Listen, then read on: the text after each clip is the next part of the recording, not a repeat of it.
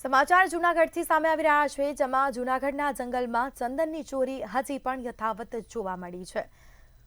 તો દાતારના જંગલમાં ચંદનની ચોરીની જે ઘટના છે તે યથાવત. ગત મોડી રાત્રે દાતારના જંગલમાંથી ચંદનના વૃક્ષો કપાયા છે. અંદાજે 6 થી 7 જેટલા ચંદનના વૃક્ષો કાપવામાં આવ્યા છે.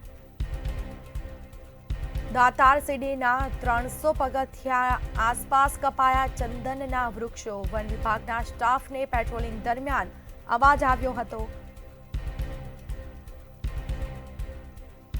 અને સમગ્ર મામલે તપાસ કરી વન વિભાગનો સ્ટાફ આવતાની જાણ થતાં જ ચંદન ચોર ભાગી છૂટ્યા.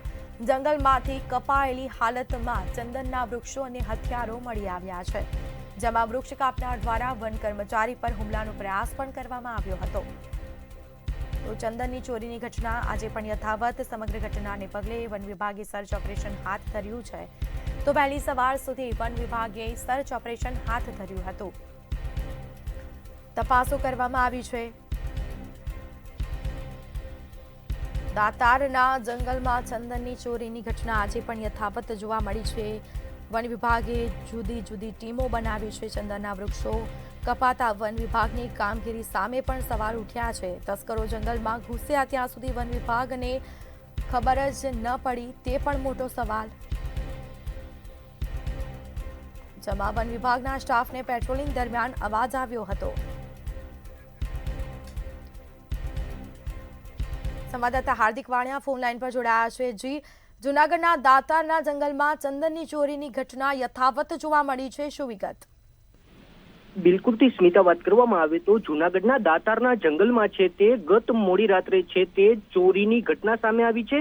ચંદનના વૃક્ષો છે તે કપાયા હતા. અંદાજિત 6 થી 7 વૃક્ષો છે તેને કાપવામાં આવ્યા હતાની ઘટના છે તે સામે આવી છે. વન વિભાગનો સ્ટાફ છે તે પેટ્રોલિંગમાં હતો. તે દરમિયાન વૃક્ષો કટિંગ થતો હોવાનો અવાજ સંભળાયો હતો, જેને લઈ વન વિભાગ દ્વારા છે તે તપાસ કરવામાં આવતા ચંદર ચોરો છે તે ક્યાંક ને ક્યાંક લાકડાનું કટિંગ કરતા હોય તેવું જાણવા મળ્યું હતું. વન વિભાગનો સ્ટાફ પહોંચ્યો તે સમયે ચોરો છે તે નાસી ગયા હતા. વન વિભાગ કર્મચારી પર વૃક્ષ કટિંગ કરનાર જે ચોરો છે તેમના દ્વારા પણ હુમલો કરવાનો પ્રયાસ કરવાની ઘટના છે તે સામે આવી છે. સમગ્ર ઘટનાને લઈ હાલ તો છે તે વન વિભાગ દ્વારા સર્ચ ઓપરેશન હાથ ધરવામાં આવ્યું છે. જી બિલકુલથી જાણકારી આપવા બદલ આપનો આભાર.